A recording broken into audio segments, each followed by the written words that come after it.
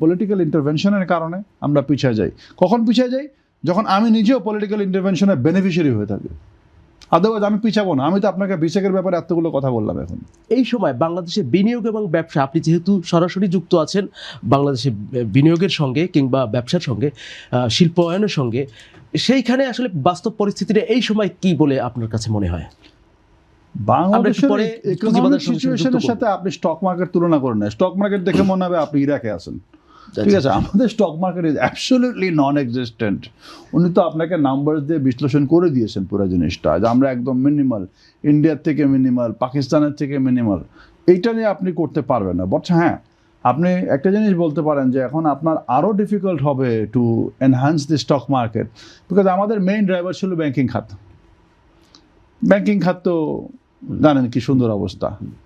তো এই ব্যাংকিং খাত যতদিন না উঠে দাঁড়াবে, আপনি কি করে এক্সপেক্ট করেন? এবং who is your largest investors in the capital market? The banks, বা ব্যাংকের মাধ্যমে যারা টাকা নিচ্ছে। হ্যাঁ, আপনি এই যে অ্যাসেট ম্যানেজমেন্টের ফিগার তো আমরা শুনলাম, ইটস ভেরি মিনিমাল।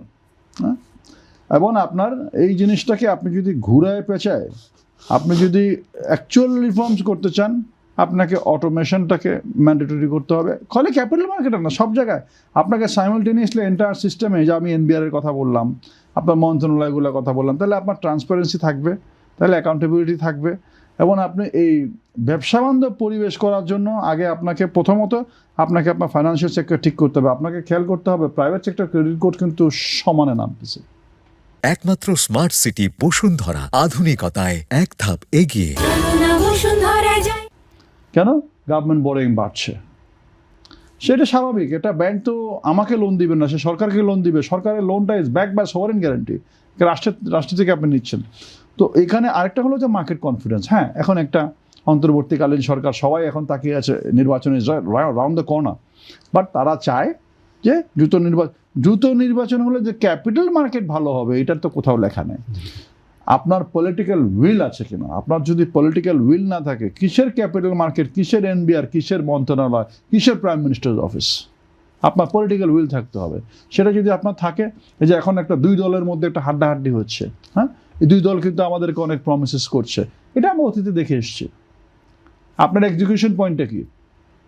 আমি তো মনে করি 100 ডেজ পরে একটা রিপোর্ট আপনাদের সব সাংবাদিকদের করা উচিত, যে 100 দিনের, আমি শিওর অনেকের কিছু শর্ট টার্ম প্রমিস আছে, লং টার্ম প্রমিস আছে, মিড টার্ম আছে।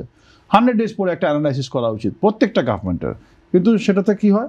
আমরা আলটিমেটলি ওই যে পলিটিক্যাল ইন্টারভেনশনের কারণে আমরা পিছিয়ে যাই। কখন পিছিয়ে যাই? যখন আমি নিজেও পলিটিক্যাল ইন্টারভেনশনের বেনিফিশিয়ারি হয়ে থাকি। আদারওয়াইজ আমি পিছাবো না। আমি তো আপনাকে বিশেকের ব্যাপারে এতগুলো কথা বললাম এখন। আমার তো I have nothing to hide. I am also listed company, I am also asset manager, I am also stockbroker. মানে আমাকে 12টা বাজানোর 101টা উপায় আছে, এবং রীতিমতো বাজাচ্ছে তারা।